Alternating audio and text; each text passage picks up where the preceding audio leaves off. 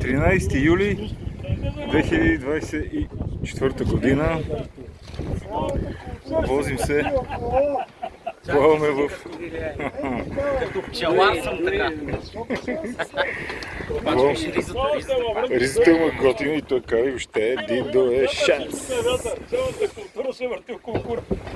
Моля ви се, правя корабен дневник, дръжте се прилично. Морско училище. Какво ви кажа? Култур Хойзе! Той е култур трегер. Виж, и само култура път и война, само в устата. Добре, по същество температура на въздуха около 40 градуса, температура на водата топла. Ето тук имаме специалист, който може да познае скоростта на лодката само по дирята. 5 узлов? Можно.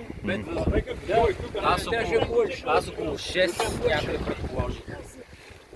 Пък аз предполагам, че не знам, може би 3. Да. Ветрец е хубав за сега, дават го да стане неприятен. Хващаме началото на хубав морски бриз, който ще прерасне в нещо ужасно. Кефим се докато можем.